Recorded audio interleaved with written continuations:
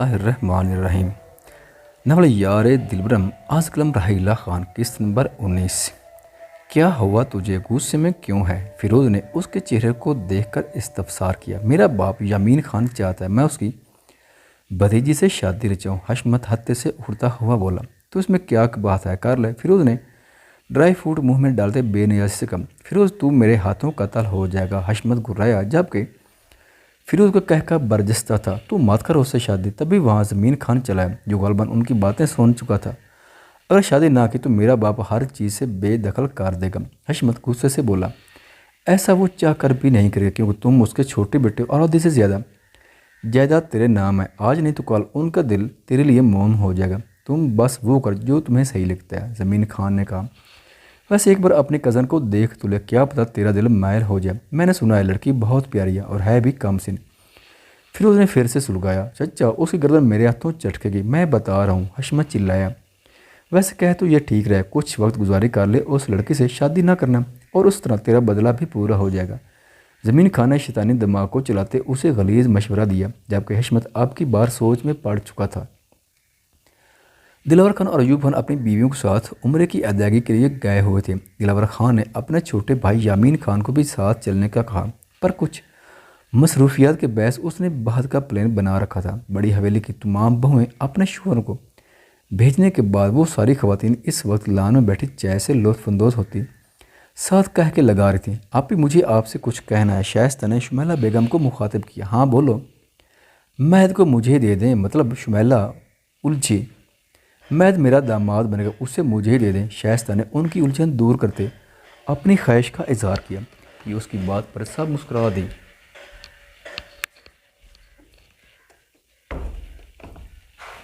ٹھیک ہے، مجھے منظور ہے، آپ بس جلدی سے میری بہو دنیا میں لانے کی تیاری پکڑو، شمیلہ نے معنی خیز سے کہا۔ شائستہ بلش کر اٹھی۔ اگر رشتے طے ہو رہے تو مجھے بھی میری بہو چاہیے۔ پروشا کرسی سے ٹیک لگائے ہلکے سوجن زدہ پیر دوسری کرسی پر رکھے اطمینان سے بولے، تمہاری بہو؟ شمیلہ نے سوالیہ بات ادھوری چھوڑی۔ ہاں بھائی، میری بہو روشانے بنے گی، میرے شمس کی چھوٹی سی دلہن۔ پروشا اپنی بات کہہ کر کھلکھلا اٹھی۔ جبکہ اب کی بار سب کا کہکھا گونجا، سب رشتے طے کر رہی ہوں تو مجھے میرے دوسرے بیٹے بدر کے لیے بھی بہو چاہیے۔ شمیلہ نے ایرم بیگم کو دیکھ کر مسکراتی آواز میں کہا، زرین آپ کی ہوئی آپ پی۔ ایرم بیگم بغیر کسی تردد کے بول اٹھی۔ سب کے چہرے خوشی سے تم تما رہے تھے جو اپنے چھوٹے چھوٹے بچوں کے رشتے جوڑ رہی تھیں۔ اب مجھے میری بہو چاہیے، ایرم نے آنکھیں گھما کر کہتے سب کو لوٹ پوٹ ہونے پر مجبور کر دی۔ میرے سمت کے ساتھ فلاک کا جوڑ ہے۔ جبکہ شمیلہ بیگم نے مسکراتے یوں ہی گردن ہلائی۔ شائستہ کے چہرے پر یکدم اداسی چھا گئی۔ اس نے صدا کے دل سے دعا کی کہ اللہ جلدی اسے پیاری سی بیٹی سے نواز دے۔ لیں جی، ہو گئے سب کے رشتے، مہد اور میری بیٹی شمس، روشانے، بدر، زرین، سمد اور فلک۔ شائستہ نے مسکراتی آواز میں سب کو ایک بار پھر بتایا۔ اب باقی رہ گیا عفنان، وہ اپنی پسند سے کرے گا۔ جب عفنان کے ساتھ کوئی جوڑ نہ بنا تو شائستہ نے حتمی لہجے میں ہاتھ جھاڑتے کہا، یہ تو ہوگی ہمارے خیالی پلاؤ کی جگہ، اس کو حقیقی پلاؤ بنانے کے لیے ہمیں اپنے مرد حضرات کو اس خوبصورت بندن سے آگاہ کرنا پڑے کہ وہ داجی کی عدالت میں مدعا بیان کر سکیں۔ پڑوسی نے ان کو اگلے لہ عمل کے لیے تیار کیا۔ صحیح کہا، چلو بھائی لڑکیوں آپس میں رشتہ داری بڑھانے کے لیے اور اپنی بہوؤں کو حاصل کرنے کے لیے کمر کاس لو، آتے ہی اپنے شوہروں پر دھاوا بول دینا۔ ویسے بھی ہمارے نیک خیالات سے وہ خوشی سے ناچنے لگیں گے۔ آفٹر آل ہم سب بھائیوں کو ہمیشہ کے لیے ساتھ جوڑنے والی ہیں۔ ایرم بیگم نے شراطی انداز میں کہا کہ سب نے یک زبان ہم تیار ہیں کا نعرہ لگایا۔ جبکہ لان میں خرگوش کے پیچھے بھاگتے ان کے ننھے ننھے بچوں نے پل بھر رو کر ان کی جانب دیکھا اور پھر آپس میں کھیلنے لگ گئے۔ کتنی دیر لگے گی گاڑی ٹھیک ہونے میں؟ نرمین کی جھنجھلاہٹ سے بھرپور آواز گونجی۔ وہ گاڑی کا شیشہ نیچے کیے ڈرائیور سے مخاطب تھی، بی بی جی تھوڑا ٹائم لگے گا۔ ادھر ادھیڑ عمر شخص گاڑی کے بونٹ کا پٹ اوپر کی تاروں کو دیکھتا بولا اور پھر اس میں فالٹ تلاش کرنے لگا۔ جبکہ نرمین گاڑی کی سیٹ سے سر ٹکائے آنکھیں موند گئے۔ دلاور خان کی لاڈلی بھتیجی اور ایوب خان کی سب سے چھوٹی بیٹی نرمین خان اپنا نام کی طرح نرم مزاج، خوش مزاج اور کام گو تھی۔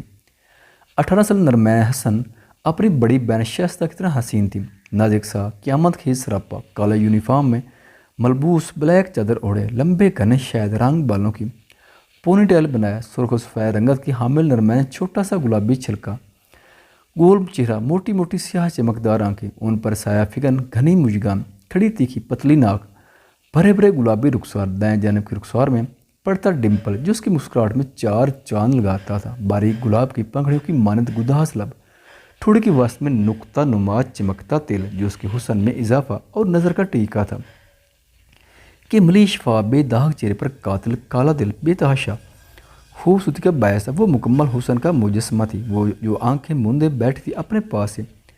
गाड़ी गुजरने की आवाज़ पर आंखें खोली, गाड़ी कुछ आगे जाकर फिर रिवर्स हुई और उसके अंदर बैठे वजूद ने अपनी गाड़ी उसके बराबर लाकर रोक। नरमैन ने उलची नज़रों से विंडो से झांक कर देखा कि हैरत की ज्यादती सी आंखें फैली, लंबा कद काठ, गोरी रंगत, भूरी आंखें, तीखे नकोश का हामिल, वो मगरूर सा पर नायद खूबसूरत लड़का गाड़ी में बैठा उस जानिब देख रहा था। जबकि मुकाबिल का भी यही हाल था। वो तो उसका हुस्न देखकर हैरान रह गया था। कितने सालों बाद वो देख रहा था और देखते ही पहचान गया था। वो शुरू से हुस्न परस्त था और अब उसको देखकर जो उसकी मांग थी, अलग किस्म के जज्बात बढ़ा के उठे थे। तभी वो गहरी नजरें उसके चेहरे पर मरकूज के गाड़ी से उतरा। नरमैन का दिल घबराहट के मारे स्पीड पकड़ चुका था। वो वही था जिसके उसने सपने सजाने शुरू किए थे कुछ दिन पहले ही। तो उसे पता चला कि वो हशमत की मांग है और तब से उसके अंदर न जाने जिसमें सर उभारने लगे थे। वो लाशौरी तौर पर उसके बारे में सोचने लगी थी। क्या हुआ है? हशमत ड्राइवर के पास गया। वो ड्राइवर और गाड़ी को देखकर पहचान गया था। तभी गाड़ी रिवर्स की थी। साहब जी गाड़ी ख़राब होगी। वो मोहद्दिबन बोला। ठीक है, तुम ठीक करवा कर हवेली ले आना, मैं नरमैन को लेकर जा रहा हूँ। हशमत बैक डोर की जानिब बढ़ा। उसको अपनी जानिब आता देख नरमैन खुद में सिमटी थी। आओ तुम्हें हवेली छोड़ दो। वो दरवाज़ा खोल कर उसे यूं बोला गोया पहले जानता हूँ। नहीं, मैं ड्राइवर के साथ चली जाऊँगी। वो चादर सर पर दुरुस्त करती इनकार कर दी। पता नहीं कितनी देर लगेगी और मैं कोई खैर नहीं, तुम्हारा कज़ान हूँ, वैसे भी हवेली जा रहा हूँ। हशमत ने झूठ का सहारा लिया। अब के बाद नरमैन अपने बैग की स्ट्रिप कांधे पर डाले बाहर आए। हशमत ने गाड़ी की फ्रंट सीट का दरवाज़ा खोला। नरमैन झुकते धड़कते दिल के साथ बैठ गए। हशमत की एक्सरे करती नजरें उस पर जमी थी। उसके बैठते वो घूमकर ड्राइविंग सीट पर विराजमान हुआ और सूरत से गाड़ी स्टार्ट करके आगे बढ़ा दी। कुछ देर तक गाड़ी में खामोशी रही। इस दौरान हशमत की आंखों की चमक दीदनी थी। कौन सी क्लास में पढ़ती हो? हशमत ने खामोशी को तोड़ा। Third year. दरम्यान की खूबसूरत आमदहम आवाज़ गूंजी। चचा जान, अयूब खान और दिलावर खान कब तक वापस आ रहे हैं? उसने अगला सवाल पूछा। 10 दिनों तक। जबकि हशमत सोच में पड़ गया। मतलब उसके पास 10 दिन थे। जो करना था इन्हीं दिनों में करना था। वो अपने शैतानी दिमाग में बहुत कुछ सोच चुका था। आने वाला वक्त नरमैन की ज़िंदगी में भयानक तूफान लाने वाला था। तुम बहुत खूबसूरत हो। लम्हा भर की देर के बाद हशमत की बोझल आवाज़ गूंजी कि नरमैन का दिल बेसख्ता धड़का। उसे हटाओ। हशमत उसके चेहरे को देखता दिल की बात ज़बान पर लिया। जी, चादर हटाओ। हशमत गाड़ी की स्पीड स्लो करता बोला। माम, मगर क्यों? मैं अपनी होने वाली बीवी को जी भरकर देखना चाहता हूँ। हशमत ने उसकी आंखों में देखकर जताया कि वो उस रिश्ते से बेखबर नहीं है। उसकी बात पर नरमैन पलकें झुका गई। उसका दिल सूखे पत्ते की मानंद लर्ज रहा था। तभी हशमत ने हाथ बढ़ाकर चादर उसके चेहरे से पीछे की और गहरी नज़रों से उसका चेहरा तकने लगा। प्लीज़ जल्दी चलें। नरमैन हल्क तारकती बामुश्किल बोले, जो गाड़ी की नहायत कम रफ्तार कर चुका था। क्यों, मुझ पर एतबार नहीं? हशमत ने एक हाथ से स्टीयरिंग संभाला और दूसरा हाथ नरमैन की गोद में पड़े हाथों पर रख दिया। इस अचानक हुई अफ्ताद पर नरमैन उछले जो उसके साथ बेतकल्लुफ़ी से पेश आ रहा था। ना नहीं, ऐसी कोई बात नहीं। वो गड़बड़ाए। धीरे धीरे आदत पड़ जाएगी। हशमत ने उसके हाथों पर दबाव बढ़ाया। नरमैन ने सख्ती से आंखें मेज कर खोली। दिल की धड़कन मामूल से बढ़कर थी। कहा, किसकी? मेरे साथ की। वो दिल फ्रेब मुस्कुराहट लबों पर सजाया बोला। एक यही हुनर तो था उसके पास कि वो बड़ी आसानी से लड़कियों को अपनी झूठी मोहब्बत के जाल में फंसा कर उन्हें अपना दीवाना कर देता था, फिर अपना मतलब पूरा करके उनको छोड़ देता। उसकी बात पर वो धीमा सा मुस्कुरा दी। जब भी गाड़ी एक बड़े से गेट के सामने रुकी, नरमैन ने उसे बाहर रुकते देख सवालिया निगाहों से देखा। मुझे कुछ ज़रूरी काम है, बाद में आऊँगा। हशमत गहरी निगाहों से उसे देखता मध्यम आवाज़ में बोला। जबकि नरमैन सर हिलाकर गाड़ी का डोर खोल कर उतरने लगे। नरमैन, इससे पहले कि वो कदम ज़मीन पर रखती हशमत ने पुकारा। उसने गर्दन मोड़कर उसे देखा। अपना नंबर दो, मेरा फ़ोन नहीं है। वो नज़र झुकाए बोली। अच्छा, कल मैं तुम्हारे लिए फ़ोन ले आऊँगा। कॉलेज की छुट्टी पर मेरा इंतज़ार करना। मुझे लाला लेने आते हैं, वो आपको देख लेंगे। नरमैन ने खदशा ज़ाहिर किया। अगर देख ले तो फिर क्या? तुम मेरी होने वाली बीवी हो। थोड़े दिनों तक हम शादी करने वाले हैं। हशमत लहजे में चाह समोए बोला। है शादी? नरमैन ने हैरत से कहा। जी शादी, तुम्हारा बाप आ जाए फिर शादी की तारीख रख लेंगे। कल मेरा इंतज़ार करना। वो उसको देखकर बोला और गाड़ी आगे बढ़ा दी। جب کہ نرمین ہنک بنے اسے دیکھتی رہ گئی۔ مہد مجھے بھی اپنے ساتھ کھلاؤ۔ رومانہ مہد اور شمس کو کھیلتے دیکھ ان کے پاس ہے۔ نہیں، مہد نے یک لفظی جواب دیا اور زور سے بال کو ہٹ کیا۔ پلیز۔ وہ بالوں کو چھوتی بولی، جاؤ لڑکیوں کے ساتھ کھیلو، ہمیں ہماری گیم کھیلنے دو۔ وہ ریوڈ لہجے میں بولا، پر مجھے تمہارے ساتھ کھیلنا ہے۔ رومانہ رون نے صورت بنائے بولے، جبکہ مہد گھور کر رہ گا جو جب بھی حویلی آتی تھی اس کے ساتھ چپکی پھرتی تھی، جبکہ باقی بچے اپنے کھلونوں کو توڑ مروڑ کر ان کے پرزے نکلتے ایک دوسرے پر پھینک رہے تھے تو کچھ کیرم بورڈ پر گرے پڑے تھے۔ پتر میری گڑیا دو، بدر میری گڑیا دو۔ زرین اس کو اپنی گڑیا کے بال نوچنے دیکھ بولی، میں آج تمہاری گڑیا کو جلا دوں گا، تم نے میرا سپائڈر مین توڑا ہے۔ بدر بھی اسی کے انداز میں چلاتا گڑیا کی گردن مروڑ چکا تھا۔ سمد بھائی اپنا وہ چنگاڑتی اپنے بھائیوں سے بولے جو اپنے چھوٹے سے کیرم بورڈ پر گیم کھیل رہے تھے، اے پتر شتر دے میری بہن کی گڑیا۔ سمد اس کو مارتا وہیں سے چلا، جبکہ فلک سمد کو اپنے معصوم بھائی پر بقول اس کے چلاتا دیکھ دوڑ کر سمد کے بالوں سے پکڑ کر کھینچ چکی تھی۔ آہ چھوڑو مجھے چوئی۔ سمد اس کی گرفت میں اپنے بال دیکھ کر چنگاڑا۔ دوسری جانب زرین اپنے بھائی پر تشدد ہوتے دیکھ بدر کے بالوں کو چھوٹی سی مٹھی میں قید کر جلا رہی تھی، جبکہ شاداب، افنان اور روشن نے ان کو چھوڑ کر اپنی گیم میں مگن تھے۔ وہیں دوسری طرف شمس کی غصے بھری نظریں وقفے سے روشانے پر اٹھ رہی تھی۔ زار شائستہ تبریز کے سینے پر سر رکھے اس کی شرٹ کے بٹنوں سے کھیلتی مدھم دل فریب سرگوشی نما انداز میں بولی ہوں۔ تبریز نے ہنکار بھری اور اس کے گرد حصار مزید تنگ کیا، یوں کہ وہ آدھی سے زیادہ تبریز پر پڑی تھی اور وہ شائستہ کو اپنی مضبوط پرہوں کے حصار میں لیے سکون سے آنکھیں موندے لیٹا ہوا تھا۔ ذرا میں نے مہد کے ساتھ ہماری بیٹی کا رشتہ طے کر دیا، وہ یوں ہی مدھم آواز میں بولتی تبریز کے کانوں میں رس گھول رہی تھی۔ اچھا میری جان، ابھی ہماری بیٹی آئی نہیں اور تم بھگانے پر تلی ہو؟ تبریز گمبھیر سنگوشی میں بولا اور شائستہ کے سر پر لب رکھے، دور نہ ہو جائے اس لیے تو مہد سے رشتہ طے کیا۔ شائستہ نے سر اٹھا کر اسے دیکھا اور اس کی گھنی بیڑ پر اپنا نازک ہاتھ رکھا کہ تبریز نے اس کے ہاتھ کو پکڑ کر لبوں سے لگایا اور واپس اس کا سر اپنے سینے پر رکھا۔ ہم اپنی بیٹی کو دور جانے بھی نہیں دیں گے۔ تبریز نے اس کے گھنے بالوں میں انگلیاں چلاتے کہا، زہار جی زہار کی جان۔ تبریز محبت سے چول لہجے میں بولا، 2 سال ہو گئے نہیں اور تیسرا بھی ختم ہونے والا ہے۔ وہ نم آواز میں بولی، ہونے دو، ابھی میں ہم دونوں کے بیچ کسی کو برداشت نہیں کروں گا، چاہے وہ میری اولاد ہی کیوں نہ ہو۔ اگر ہمارے بچے جلدی آ گئے تو تم مجھے وقت نہیں دو گے اور میں اپنے ساتھ ناانصافی ہونے نہیں دوں گا۔ تبریز اس کی بات کی گہرائی اور اس میں چھپی پریشانی جانچ کر اس کے کان میں سرگوشی نما کر شائستہ کی پریشانی دور کرنا چاہی، ساتھ ہی کان کے لو کو لبوں میں ہلکا سا دبا کر چھوڑ دیا۔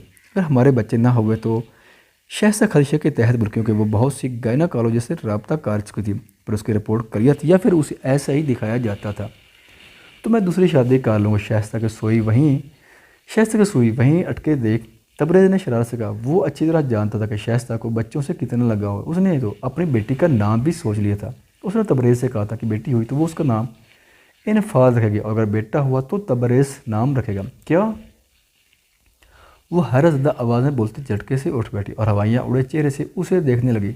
تبریز لبوں پر شریر مسکراہٹ سے جائے ایک بازو سر کے نیچے رکھ کر مخمور نگاہوں سے اسے دیکھ رہا تھا، جو خود سے بے پرواہ بغیر دوپٹے، بکھرے لباس اور بکھرے بالوں میں جو کہ اس کے جھٹکے سے اٹھنے پر شانوں پر لہرا کر گرے تھے تو کچھ شرارتی لٹیں اس کے چہرے پر بوسہ رہتی چہرے کے اطراف جوڑ رہی تھیں۔ وہ بڑی بڑی آنکھوں کو پھیلائے اسے دیکھتی تبریز کے جذبات میں طغیانی برپا کر گئی تھی۔ اس کی گہری استحقاق بھری نظریں شائستہ کے سراپے میں الجھی تھیں۔ تبریز آپ دوسری شادی کریں گے؟ موٹی موٹی آنکھوں میں آنسو لیے وہ بھیگی آواز میں بولی۔ تبریز نے بغور اس کا چہرہ دیکھا، آنسو کسی بھی پل چھلکنے کو بے تاب تھے۔ وہ بعد میں سوچیں گے، پہلے ادھر میرے قریب آؤ، کچھ دیر مجھے سکون لینے دو۔ تبریز اس کی بات کو نظر انداز کرتا گمبھیر بوجھل آواز میں بولا، جبکہ شائستہ کی حالت گویا یوں تھی جیسے جسم سے سارا خون نچوڑ لیا گیا، پال میں اس کا رنگ زرد پڑا تھا۔ تبھی تبریز نے اسے کھینچ کر خود پر گرایا۔ اس سے پہلے کہ شائستہ مزاحمت کرتی، وہ اس کی کمر کے گرد حصار مضبوط کیے، کروٹ بدل کر کسی گھنے بادل کے اس پر چھایا اسے خود میں بھینچے مکمل اس پر جھک چکا تھا۔ تبریز اس کے بالوں میں چہرہ چھپائے ان کی خوشبو میں گہرے سانس بھرتا اس کی کمر پر انگلیوں کو دباؤ بڑھا گیا۔ اس کی بات پر شائستہ نے ہچکی بھری تھی، اس کی آنکھوں سے آنسو بہہ کر رخساروں کو بھگونے لگے تھے۔ شان میری جان، تبریز طلب کا دور ہوا اور اس کا چہرہ دیکھا جو آنسوؤں سے تر تھا۔ میں مذاق کرتا، میری نہ جانے दूसरी शादी का मैं सोच भी नहीं सकता। वो उसकी आंखों में देखकर चेहरे पर झुका और इन आंसुओं को लबों से चूसने लगा। सच कह रहे हैं ना? शाइस्ता ने मज़ाहमत करते तस्दीक चाहे, जो उसकी आंखों को अपने लम्हा से मुतबिर कर रहा था। ख़वातीन हज़रात, वीडियो देखने का शुक्रिया। अगर वीडियो पसंद आए तो चैनल को सब्सक्राइब करें और साथ ही बेल के आइकन को लाजमी प्रेस करें ताकि आपको आने वाली वीडियोज़ के अपडेट सबसे पहले मिल सकें। खुदा हाफिज़।